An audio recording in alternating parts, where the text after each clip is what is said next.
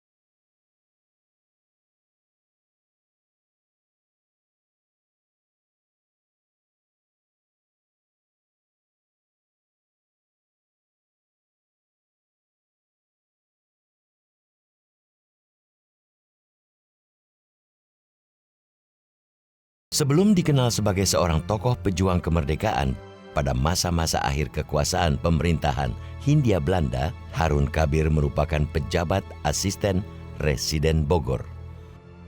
Saat kekuasaan pemerintah kolonial Belanda tumbang dan wilayah Nusantara dikuasai militer Jepang, putra Raden Abung, Kabir Natakusuma, yang lahir di Kepatihan, Bandung pada tanggal 5 Desember 1910 ini, bekerja di Departemen Keuangan di Jakarta. Dia ayahnya itu seorang menak di Priangan. Asalnya sebenarnya dari Garut, ya kan? Dan di Priangan namanya Raden Abung Kabir. Dan Kapten Harun Kabir adalah anak tunggal.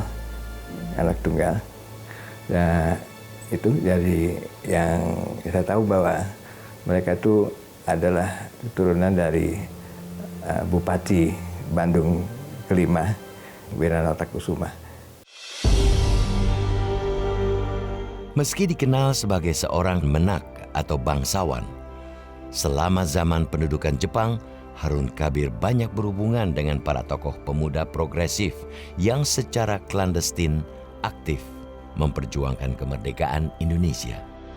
Itu memiliki kontak yang langsung dengan anak-anak Menteng 31, dengan anak buatan Malaka, sang akrab gitu ya. Jadi dalam pergerakan para pemuda Jakarta dan Bogor, Pak Harun itu bukan orang baru. Pasca proklamasi kemerdekaan dikumandangkan pada 17 Agustus 1945, Harun Kabir mendirikan Laskar Ciwaringin 33, sebuah organ perjuangan yang diberi nama berdasarkan alamat rumahnya di Jalan Ciwaringin nomor 33 Kota Bogor. Pada sekitar tahun 1946, Laskar Ciwaringin 33 kemudian dilebur ke dalam Tentara Keamanan Rakyat atau TKR, dan Harun Kabir dipilih menjadi salah satu pimpinan Brigade 2 Surya Kancana dengan pangkat mayor. Jadi waktu proklamasi, dia membentuk satu Laskar 33 di Ciwaringin Bogor. Itu spontanitas. Juga bukan spontanitas sebenarnya. Jadi memang tuntutan dari masyarakat di Bogor, ya. Dan dia lihat bahwa mereka tuh kayak dengar informasi bahwa harus mempertahankan proklamasi itu. Seperti banyak tentara yang berkiprah pada masa revolusi mempertahankan kemerdekaan, Harun Kabir pernah terlibat dalam sejumlah pertempuran.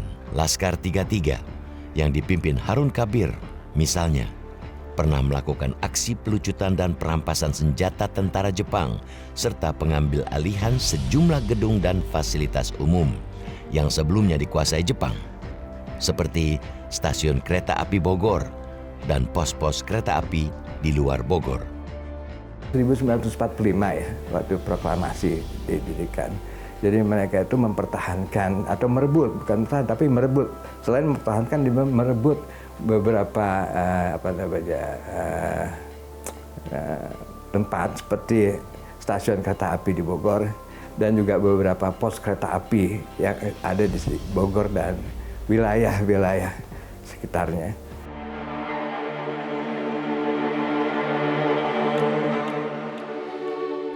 Pada awal Oktober 1945, para anggota Laskar 33 bersama kelompok-kelompok pemuda, anggota Barisan Keamanan Rakyat atau BKR, dan Barisan Pelopor menghadang kereta yang mengangkut 150 tentara Jepang bersenjata lengkap di jalur Bojonggede, Cilebut. Dalam penghadangan ini, kelompok Laskar dan para pemuda menyita peluru, mesiu, dan berbagai senjata yang dibawa tentara Jepang. Hampir terjadi pembantaian terhadap para tentara Jepang yang berada di kereta. Namun, aksi pembantaian berhasil dicegah para anggota BKR dan Barisan Pelopor. Akhirnya, para tentara Jepang itu hanya dilucuti untuk kemudian diserahkan ke markas BKR di Bogor. Dengan membentuk Laskar Ciwaringin 33, Pak Harun Kabir pun memimpin perebutan senjata dengan Jepang.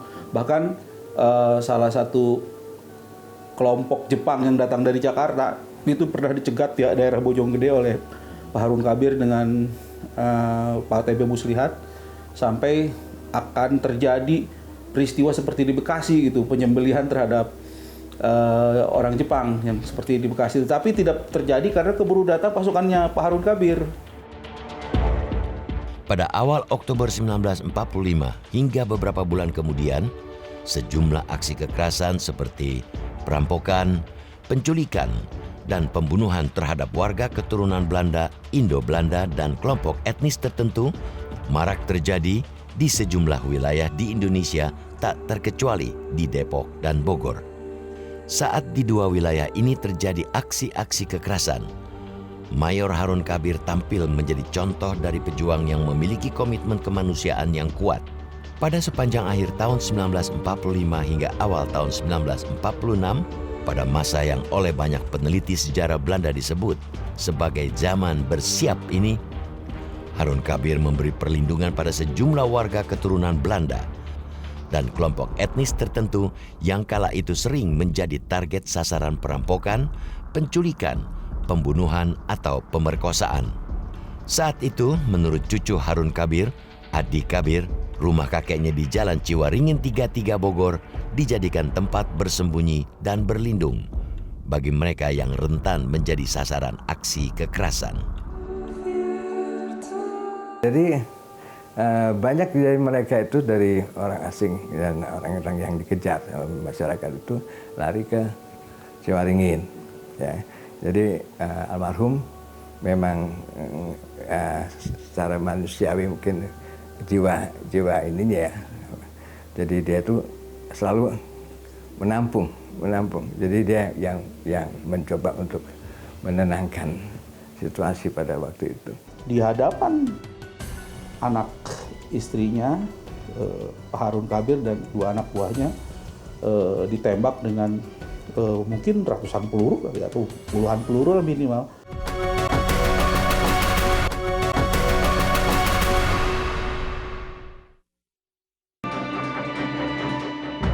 Pada sepertiga akhir bulan Oktober 1945, kedatangan pasukan sekutu ke Indonesia untuk melucuti tentara Jepang yang kalah perang menimbulkan ketegangan di mana-mana. Ketegangan terjadi karena kehadiran pasukan sekutu diboncengi pasukan Nika atau Tentara Pemerintah Sipil Hindia Belanda.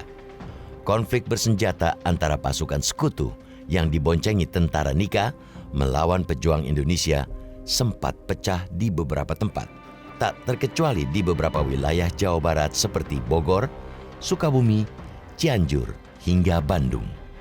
Harun Kabir yang kala itu berada di bawah komando TKR wilayah Sukabumi, Letkol Edi Sukardi, ikut terlibat dalam sejumlah aksi penghadangan konvoi dan pertempuran melawan pasukan sekutu di wilayah Bogor.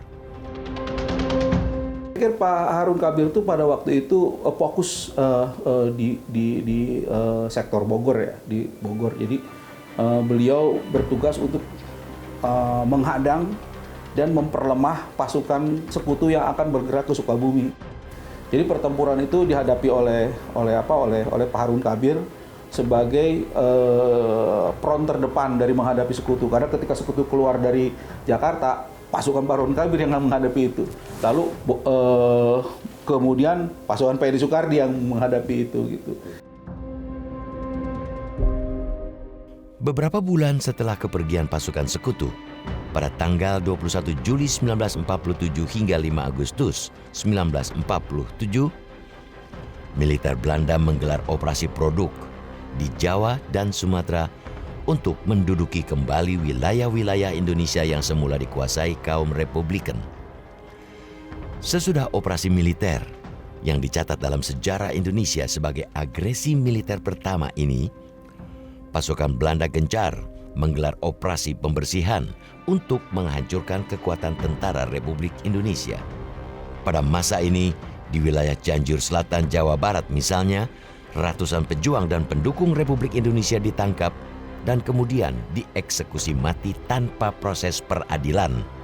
Tahun 1947 itu terjadi agresi kan, agresi Belanda. November juga akhirnya belum terkuasai secara total tuh karena pasukannya Pak Harun Kabir masih ada di situ. Nah, mulai terkuasai mulai Desember tuh mulai terkuasai. Nah, sejak Desember itu daerah Takokak dijadikan basis oleh tentara Belanda dan ditempatkan sekitar 2 peleton pasukan Belanda di daerah Pos Bunga Melaur. Dari situ terjadi penangkapan, pembersihan yang dilakukan oleh orang-orang tentara Belanda terhadap orang-orang di sekitar. Pada tanggal 13 November 1947, insiden penangkapan dan eksekusi mati oleh tentara Belanda ini menimpa Kapten Harun Kabir. Sehari sebelum kematiannya, pada 12 November 1947, di sebuah markas tentara Indonesia di kawasan Bunga Melur, Cianjur, Kapten Harun Kabir sempat berjumpa dengan istri dan 3 putrinya yang sudah lama tidak bisa ditemuinya karena harus pergi bergerilya. Jadi tempat ini adalah tempat markas tentara dari usul yang ke sana dari almarhum Bapak Harun Kabir bermarkas di sini.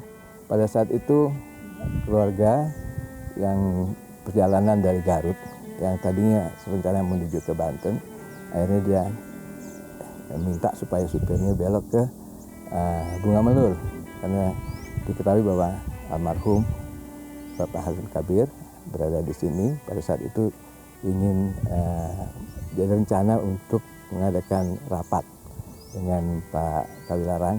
Setelah itu mereka pertemuanlah di sini di Bunga Melur.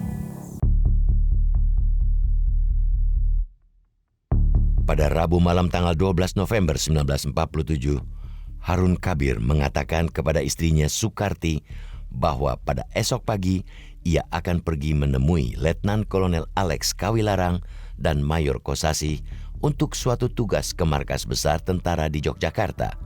Harun juga meminta istrinya agar membawa anak-anaknya bergabung dengan para pengungsi. Namun, pada dini hari sekitar pukul 4 pagi tanggal 13 November 1947, satu peleton pasukan Belanda mengepung gubuk kecil di kawasan Ciorai, Cianjur, tempat Harun dan keluarganya bermalam. Dan dini hari itu, Harun dan 2 pengawalnya Letnan Arifin dan Sersan Sukardi ditangkap dan kemudian ditembak mati tak jauh dari gubuk. Ia dieksekusi di hadapan istri dan 2 putrinya, Hetty dan Tina, yang masih anak-anak. Kapten Harun Kabir, keluar. Terus dibuka, Kapten Harun Kabir, ya, keluar. Udah gitu mereka bicara bahasa Belanda. Keluarganya pun keluar juga, tetapi dipisahkan. Keluarganya dipisahkan dalam barisan tersendiri. Pak Harun Kabir dipisahkan ke hadapan. Jadi iniin keluarganya dengan anak 3 gitu ya, di Pangku 1 orang Bu Joyce, 1 orang 3 orang ini pengawalnya Pak Tisna, Pak Sukardi, Pak Harun Kabir dipisah. Jadi mereka berhadapan, posisinya berhadapan begitu. Nah, ketika begitu ada aba-aba dari sersannya. Resongke. Resongke itu artinya hadap kanan kalau bahasa Belanda. Marah, jalan, harus jalan. Ketika jalan tuh dihajar, ditembak. Gitu. Tapi Pak Harun Kabir sudah tahu akan meninggal karena dia langsung teriak merdeka gitu setelah itu. Dan di hadapan anak istrinya, Pak Harun Kabir dan 2 anak buahnya ditembak dengan mungkin ratusan peluru kali atau puluhan peluru minimal, hingga menyebabkan menurut kesaksian Bu Hetty itu dada dan kepalanya itu hancur sampai kelihatan terpisah gitu badannya itu. Usai penembakan, seorang tentara Belanda berpangkat sersan menghampiri Soekarti dan menyatakan pada istri Harun Kabir tersebut bahwa dirinya hanya menjalankan apa yang ditugaskan negaranya. Sama sersan itu, dan dia minta maaf kepada Bu Soekarti bahwa apa yang saya lakukan, suami Nyonya melakukan membunuh prajurit kami untuk negara Nyonya dan suami Nyonya. Saya pun membunuh Tuan ada karena kewajiban dari negara saya. Maafkan saya, ini dalam situasi perang. Ketika dibicarakan seperti itu, Bu Soekarti langsung ngerti gitu. Ya, saya tidak ada masalah. Beberapa jam setelah tentara Belanda meninggalkan lokasi eksekusi, jasad Kapten Harun Kabir, Letnan Arifin, dan Sersan Soekardi dimakamkan penduduk setempat di Cioray.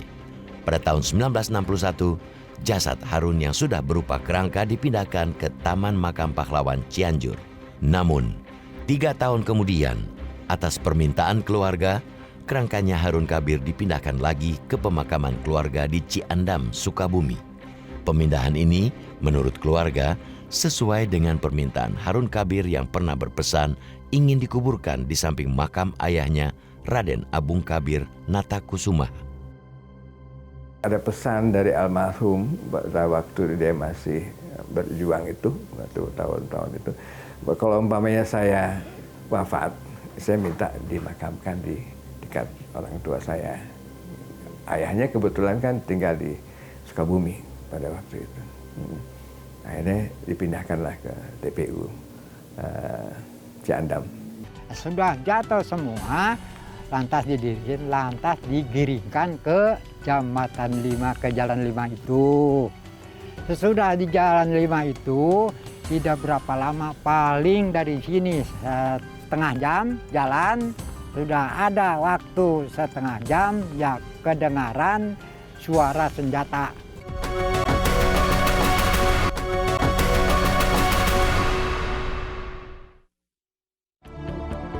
Eksekusi mati Kapten Harun Kabir dan 2 pengawalnya pada 13 November 1947 merupakan satu dari banyak insiden eksekusi mati yang dilakukan tentara Belanda kepada para pejuang dan pendukung Republik Indonesia.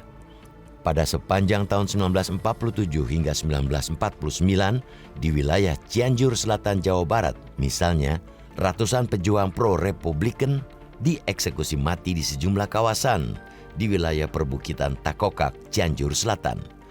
Banyak di antara pejuang yang dieksekusi mati bukan merupakan warga Takokak, namun para pejuang yang sebelumnya ditahan di penjara Van Delden, Gunung Puyuh, Sukabumi. Banyak dari para pejuang ini diangkut dengan truk-truk militer ke kawasan perbukitan Takokak untuk kemudian dieksekusi di beberapa bukit yang ada di Takokak. Setelah dieksekusi, jenazah para pejuang ini umumnya dibiarkan membusuk di bukit-bukit tersebut. Setiap ayat tawanan dibawa kadinya ku Belanda teh. Tina truk diturunkan. Aya 5, aya 10, aya nepi ka aya 15. Tadi ceum-ceum heula di Takokak teh di imah camat teh. Tapi sanes di imah Tapi di Masigit itu terus dibengketan turun tidinya turun ti imah eta teh. Terus dibengketan teh kieu. Kalau itu diuntuikeun lihat sameter digiringkeun ya. Teh nu ngagiringkeun teh ngaranna upas ateng. Kira-kira jam 10-an. Ya, siang jam 10. Nah, Bapak tidak ingat dan Bapak tidak tahu itu bahwa truk itu ada isinya orang-orang Republik ya atau tentara atau siapa-apa tidak tahu. Bapak ya itu ngumpet di telingakan bagaimana itu mobil gerak-geriknya. Berhenti di waktu itu di sini jatuh berhenti dekat kecamatan. Nah, Bapak datang ngeser sampai mencoba mengintip. Ngumpet-ngumpet dilihatkan, diperhatikan itu ya lama kelamaan bangsa 2-3 menit gitu ya sudah berhenti ya ada orang sebagai mencatat orang-orang yang ditahan ya itu, yang ditahan ya kabarnya ada orang yang mau dimatiin di mana di Jalan 5 ada yang sebagai petani ada juga yang pakaian itu disebutnya di rumah teras ada ya itu ada pakai topi itu mah tidak menentukan keseragamannya tapi itu macam-macam soal itu ada yang pakai sarung aja diiketin gitu sarung gitu diinjak-injak atau didorongkan oleh kaki terus sampai jatuh semua sudah jatuh semua lantas didirikan, lantas digiringkan ke Jambatan 5, ke Jalan 5 itu. Sesudah di Jalan 5 itu, tidak berapa lama, paling dari sini setengah jam jalan, sudah ada waktu setengah jam, ya kedengaran suara senjata. Pembantaian itu sendiri dilakukan di beberapa bukit, ada di bukit di Puncak Bunga, itu paling terbesar di Puncak Bunga. Ada sekitar ditemukan sekitar ratusan kerangka bekas penembakan. Di di Jalan 5 ini juga ada tempat untuk eksekusi. Udah ada sekitar puluhan. Di bawah juga ada di Ciwangi dan Pal, terus di sebelah sana di Pasir Tulang namanya itu. Saat ini, sebanyak 68 jasad dari ratusan pejuang Republikan yang dieksekusi mati tentara Belanda pada sepanjang tahun 1947 hingga 1949 dimakamkan dengan nisan tanpa nama di Bukit Gunung Bunga, Desa Takokak, Cianjur, Jawa Barat. Ya, jadi Pak Harun Kabir mewakili ratusan orang yang mungkin sekarang tengkoraknya berada di puncak gunung, berada di pabrik-pabrik dan segala macam yang sekarang pun katanya sering ditemukan, masih ditemukan berulang-berulang itu.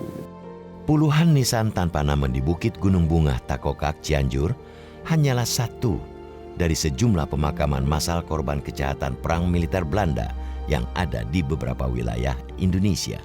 Diperkirakan ribuan orang yang banyak diantaranya merupakan pejuang pro-Republik Indonesia menjadi korban eksekusi di luar hukum tentara Belanda di beberapa wilayah Indonesia pada sepanjang tahun 1947 hingga 1949.